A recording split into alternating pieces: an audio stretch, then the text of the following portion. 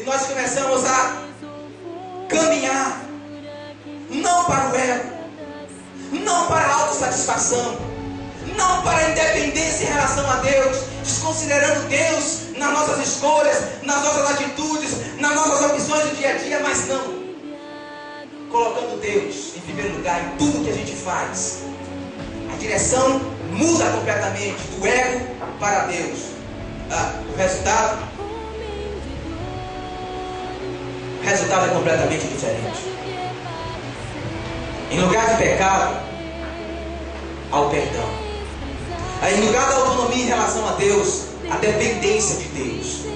Em lugar da autossatisfação, há uma satisfação plena de toda a alma, de toda a força em Deus. No lugar da morte espiritual, a vida espiritual. No lugar da morte eterna, a vida eterna. A nossa história é completamente mudada quando nós nos rendemos ao amor de Jesus.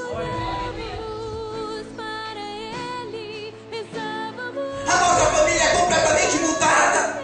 Os nossos valores, a nossa família, a nossa história, o nosso casamento, as nossas finanças, toda a nossa vida é transformada.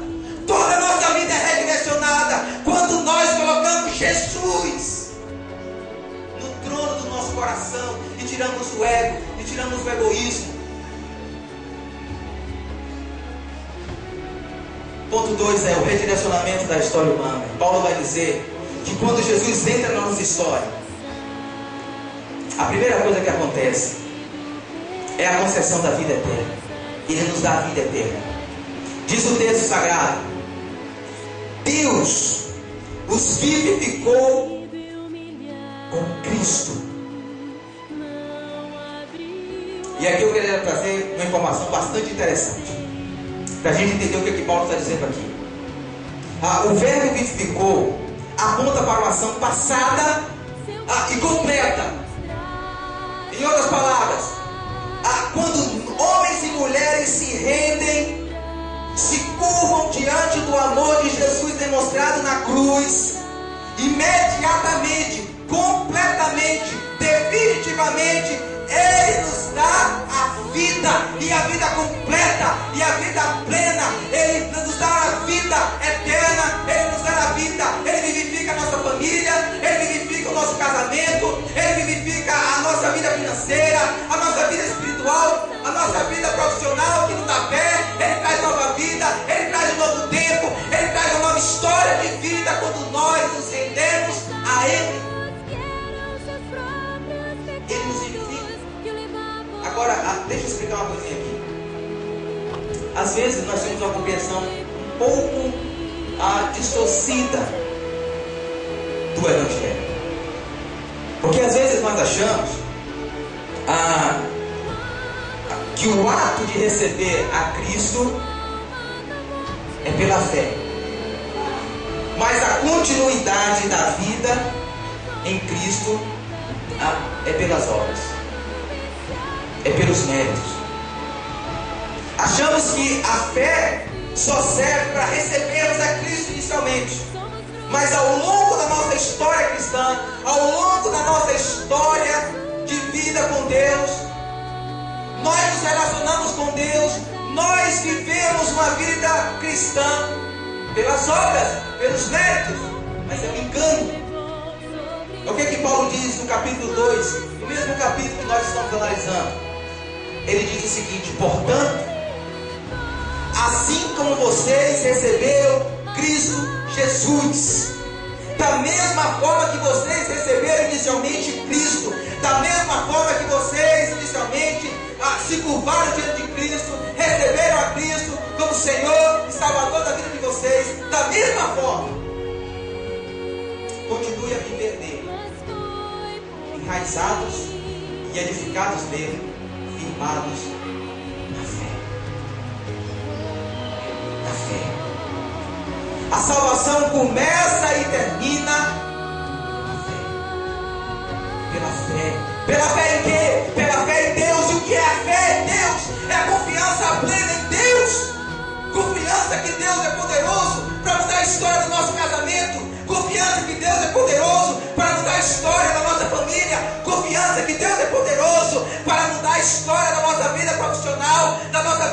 sincera confiança para que Deus, Ele mude a nossa história, mude completamente os nossos valores, mude completamente o nosso horizonte e nos coloque um novo ano, um novo momento da história em nossas vidas. Confiança plena, a confiança plena em Deus. Fé tem que ser contínua. Mas deixa eu explicar aqui outra coisa. Um outro ponto que Paulo diz que quando nos rendemos a Jesus, nós recebemos a concessão do perdão. O texto diz: Ele nos perdoou todas as transgressões e cancelou a escrita de dívida que consistia em ordenanças e que nos era contrária. Ele a removeu pregando-a na cruz. Deixa eu só explicar aqui esses três verbos que são bastante interessantes. O verbo perdoar, cancelar e pregar. Eles têm, os três têm algo em comum. Eu vou explicar mais tarde o que é. Mas só deixa eu explicar alguns pontos. Primeiro, o verbo perdoar. O verbo perdoou traduz o termo karizomai, e essa palavra vem da mesma raiz de caris, graça, e é empregado em conexão com o dom decisivo e gracioso de Deus. Quando Paulo diz que Ele nos perdoou, que Deus nos perdoou, Paulo está dizendo que Ele manifestou sobre nós a sua graça, a sua misericórdia, o seu favor imerecido. O verbo cancelou traduz o termo grego exaleifo.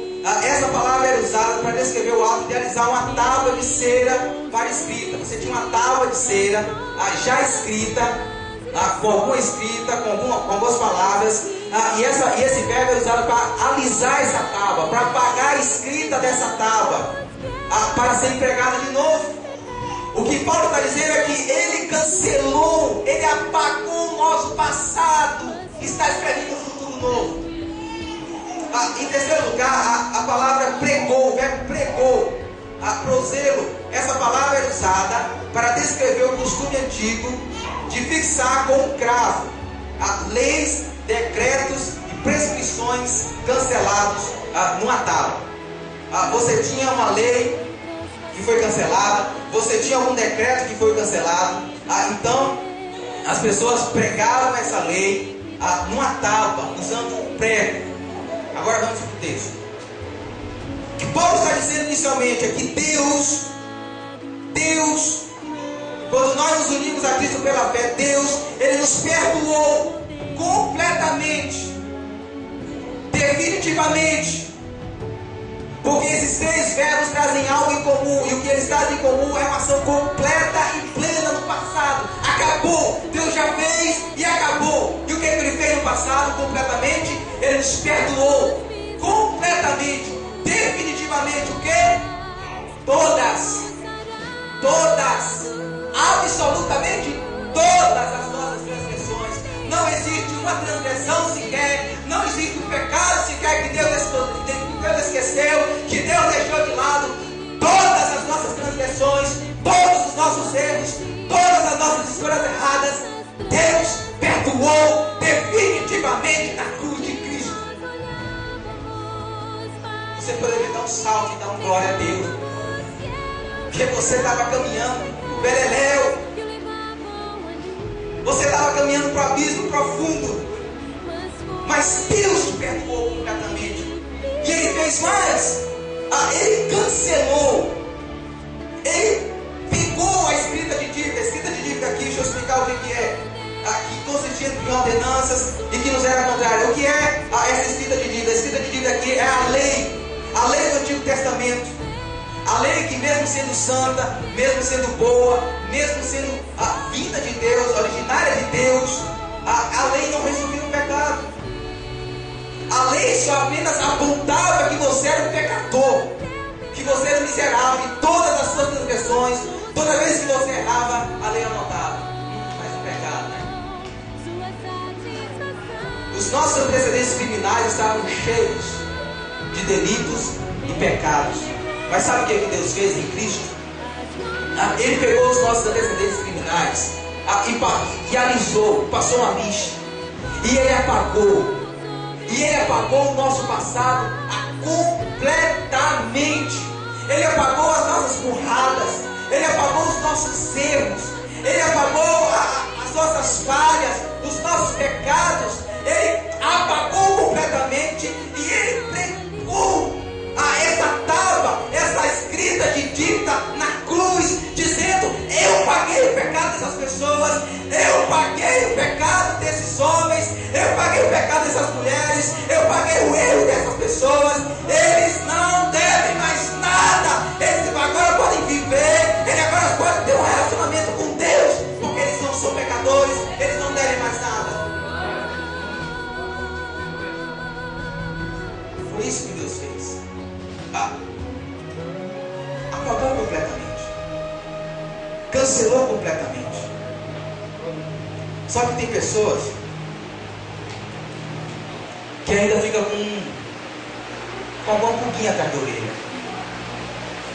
Daniel, mas eu fiz tanta burrada no passado, eu já fiz tantas coisas, eu já pisei tanto na bola.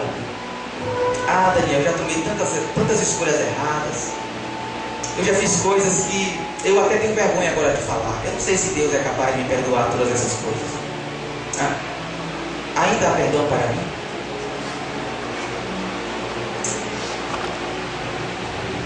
Deixa eu colocar o exemplo de uma pessoa que estava no fundo do poço do pecado. O Salmo 130, versículos 1 a 5 diz: das profundezas clamam a ti, Senhor. Ouve, Senhor, a minha voz. Estejam atentos os teus ouvidos às minhas súplicas. Esse cara está no fundo do poço. Esse cara já errou muito na vida. Esse cara está num túnel escuro, não vê luz sequer. Esse cara já colocou muito o pé na jaca. Esse cara já fez muita burrada na vida. Esse cara já fez muita besteira. E ele está agora no fundo do poço. E ele está clamando a Deus. Ele está: Senhor, ouve a minha voz. E o versículo 3 continua: se tu, soberano Senhor, registrasse os pecados, quem escaparia? Em outras palavras, esse cara está dizendo aqui: Deus, se o Senhor fosse só justiça, quem é que escaparia, meu Deus? Se o Senhor nos retribuísse conforme as nossas obras, quem é que escaparia, Senhor? Mas aí ele continua dizendo: mas contigo está o perdão, para que sejas temido. Contigo está a graça, contigo está o favor imerecido. Por isso, Senhor, eu quero agora viver uma vida em que eu espere no Senhor com todo o meu ser, que eu dependa do Senhor com todo o meu ser, que eu me satisfaça com o Senhor com todo o meu ser.